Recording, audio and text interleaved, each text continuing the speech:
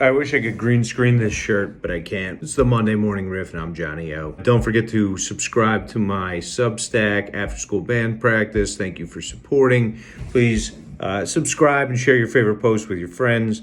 And also check out the About section, learn more about me, the site, what I'm trying to do over here. And don't forget to check out my latest post, Lachlan, the sour cream and onion terrorist, about some bratty kid I saw at Newark Airport. Bratty kid who was bratty because his parents suck. I got a Starbucks again today. Last time I got a Starbucks yesterday. I got a Starbucks. I sound like my dad. Fire up the Starbucks. Yeah, you got that.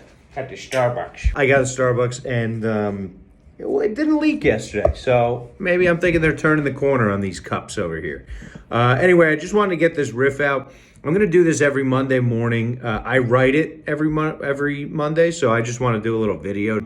So the jam session, these are just ideas I'm working out. So I had this idea called Death on Demand.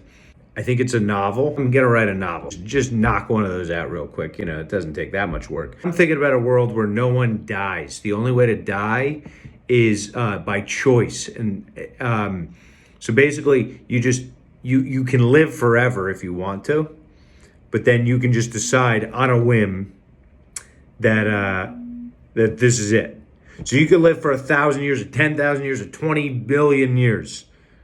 But if you just decide at one point, this is it, then you pull the plug. If you lived even for 1,000 years, that's like 10 current lifespans ish. Like you would shed friends, family. You would go through multiple iterations of even your family. Like you would just be like, all right, you know, I like you. You're my sister or my brother, but like, you know, you've been my brother for 200 years. I think I'm gonna just at least take 100 years off from being your brother. Like there's a deeper philosophical exploration there that I think is funny. Okay, could be a bit. This is just anything I'm working on, like on stage, and or like stuff that just occurred to me, and I think like, you know, I think it has potential to do well on stage. I put up a video the other day. Marisol and I have had quite honestly one of the worst arguments we've ever had in our relationship, and it's definitely one of the longest standing arguments. It lasted a week. I was like driving home from work one day, and I wanted a sandwich. So I was just calling her, and I was like, you know, it was like a little late lunch, and we were going to dinner that night. It was like, I need something to hold me off. Like, she's like, and she goes, oh well, I got a taco in the fridge, and I was like, oh, thanks. Yeah, you know, I was like, it's kind of a small taco. I think I'll eat that, but I am going to get like a half a sandwich at Quick Check. She was like, well, you're still going to eat the taco? I was like, yeah, it's a small taco, so I'll eat half the sandwich and the taco.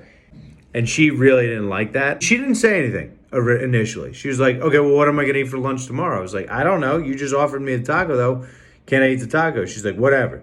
So I ate the taco, and now she's been mad at me for like legit a week. She's brought up the taco at least once a day since. But I just can't understand. Like, she's very upset about the taco. She's like, that's a very selfish act to eat the taco. I'm like, you told me to eat the taco. So I don't know what to say about that. Okay, I like that aliens are here. I think it'd be really funny, a really funny concept if aliens speak English. They probably speak English, or they have some sort of language that's similar to English. And what if they speak English, but just some of the phrases are completely different? The example I came up with is like, if you invite an alien over, you're like, oh, why don't you and your wife come over for a couple beers? And he's like, ooh,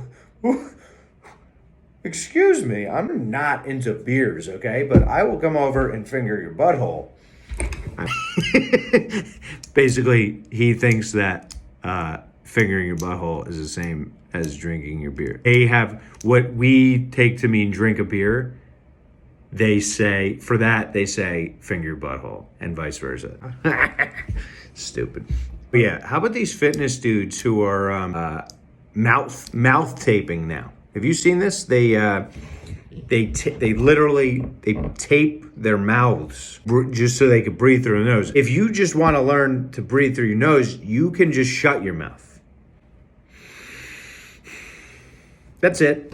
That's all it takes. You don't need to You don't need to tape your mouth shut to learn the concept of breathing through your nose. And then they're selling their own kind of tape. So not only is it a stupid concept, a worthless, dumb, waste of time concept, actually tape your mouth physically, but they're also selling their own kind of tape. Like you couldn't use your own kind of tape to teach yourself that skill.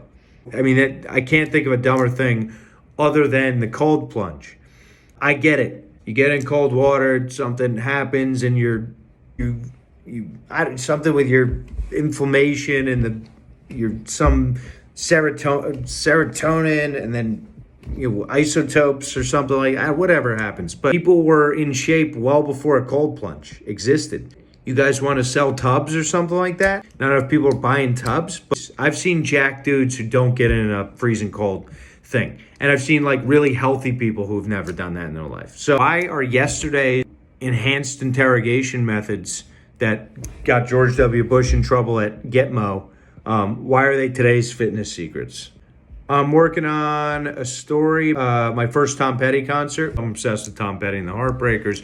So it's kind of like a nostalgic, kind of nostalgic. It's just a good story. I just enjoy thinking about it. Radical prostatectomy. I had a friend who got his prostate removed, and I said he's a great man, but he's not uncomplicated. So it's just the story of how we rented an Airbnb. Well, he rented an Airbnb, and I stayed with him for a few days in the city while he recovered, and it was a doozy. And then left undead. This is kind of the story about my friend who passed away at a young age. So it's a little bit about the trauma bond with the